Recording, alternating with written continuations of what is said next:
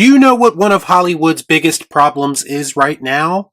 To me, they have no idea how to present movies to people anymore. Think about how many times you've watched a trailer in the modern era. The very thing that is supposed to sell you on the concept of watching something, and after seeing it, you pretty much just shrug your shoulders and go on about your day. There is nothing about the way that a lot of modern movies are presented that makes them feel must-see. And this could be a big reason why a lot of people do not show up to the movies like they used to. Studios have gotten lazy because they think just including an established IP in a project is enough to build intrigue and sell tickets, and I don't think it is anymore. At least not for the most part. Let's discuss. I watch so you don't have to. All I'm offering is the truth, nothing more. So Christopher Nolan's The Odyssey adaptation has had a ton of news and rumors surrounding it over the past several months. And even so, the amount of information we were receiving never felt like overkill. To me, it feels like Christopher Nolan knows exactly what to reveal to build hype for his upcoming film, and he's doing so masterfully. You see, there is such a thing as revealing too much, and I don't really want to draw comparisons, but I'm going to. This is the approach that James Gunn's Superman has taken, and it's a big reason why I feel little to no excitement for that project. I don't care!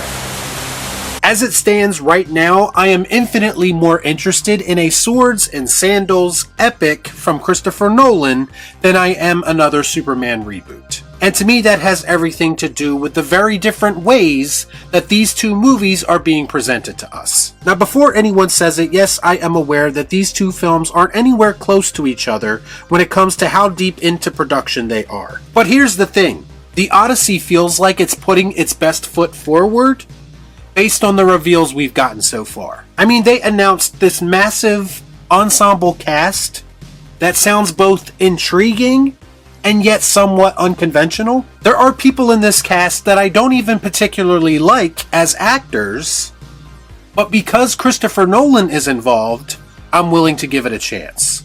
He has earned that level of respect. It's Hollywood, baby. Who knows what's gonna happen? And then we have the cool little reveal that Nolan is supposedly using practical effects for some of the creatures like the Cyclops in this story. I mean, that's exactly the type of shit that speaks to me directly as a cinephile. Because I know at the very least, the Odyssey will not have awful CGI that will inevitably take me right out of the movie. And that's kind of my point. It's these little reassurances that are helping to build my hype for this film. I do not need to know everything about it. I do not need the concepts around this film explained to me daily on social media. I certainly don't need the director of this film debunking rumors online constantly. In fact, Christopher Nolan probably doesn't even have a X account. And you know why? Because he's busy making f***ing movies. I understood that reference. And then we have the most recent reveal, and again, it wasn't much, but at the end of the day, it didn't need to be. We got our first official look at Matt Damon in his costume as Odysseus. Now, I've already heard some people complaining about his look not being historically accurate. And to those people, I will say the same thing that I said about Sharks in the Colosseum. It's just a movie, who gives a shit. I'm sure there's also somebody out there who's saying it looks just like every other movie that has been made based on this time period. Do you want to know what my initial reaction was to this reveal? I said to myself, this is amazing. It actually looks like a costume that wasn't purchased at Party City. This already looks like an actual movie and not a porn parody like a lot of modern adaptations tend to do. I said to myself, this is what happens when you actually hire people who give a shit about what they are doing. Or at the very least, take the appropriate amount of time to make sure everything is right. You're really talking about just raising your standards. And here's why I say that, and this goes back to my original point about the way that Hollywood presents its movies to us. Too often we get costume reveals for modern movies, and yes, Fantastic Four, First Steps, and Superman jump to mind. And for some reason, there is always a lot of discourse around the way that these costumes look. More often than not, people seem to think they look cheap or just off in some way, and I tend to agree. I mean, this was a big point of discussion around the time of the underwhelming Superman suit reveal. And to be fair, this is not the first time that I've noticed this. This happens a lot with a lot of big budget, blockbuster type movies, and I think I know the reason why. Now, I don't know the budget of Christopher Nolan's The Odyssey, but at first glance, there isn't a lot to criticize when it comes to the quality of Odysseus's costume. So what is the reason for that? Why do some costumes look legit and some costumes look like shit? Why? Is it because of budget restraints and people trying to keep costs down? With any movie produced by WB, I think that's a real possibility. I guess you could say that not all movies have the appropriate amount of money to invest properly in costume design, so they tend to cut corners. I mean, it's a deal breaker for some people because when you see something as important as costumes look half-assed, it does break that immersion. It's hard to get invested in a story when you have these types of distractions. It's even harder in the comic book movie genre because a lot of these characters are built around the way that they look. So maybe that's something in these situations, just saying, that you might want to spend a little bit more money on. Now, another reason for cheap looking costumes could just be a bad design choice. It's possible that the suit is just a creative choice that does not look as visually pleasing in live action as the people who made it thought it would. What the hell am I looking at?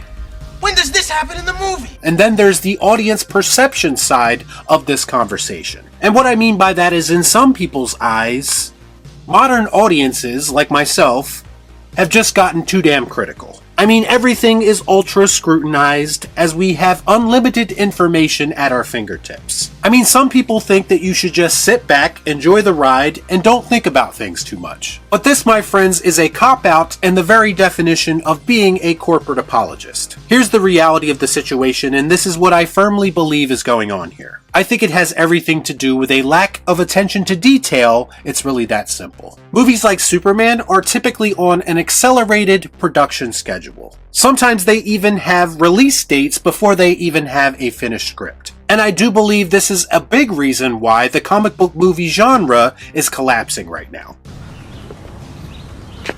That makes sense. It's not about telling the best version of these stories possible, it's about getting something out as soon as possible to keep the franchise IPs moving. There's just not as much passion that goes into these films, and I think that shows in the final product. Christopher Nolan, on the other hand, is a filmmaker. He's a storyteller. He is not a hired hand. He makes movies about stories that are interesting to him. He looks for something to move him artistically before going full steam ahead with a project. And he has also earned the right to be selective about the projects that he chooses. And because of his pedigree, and because he left WB, he is now allotted the appropriate amount of time to bring his vision to life the right way. And that's the difference. That's exactly why the Odyssey's suit reveal makes it look like an actual movie. He probably hired the right people and gave them the appropriate amount of time and resources to do what they needed to do to make this movie look the best it possibly can. He's attaching his respected name to this project,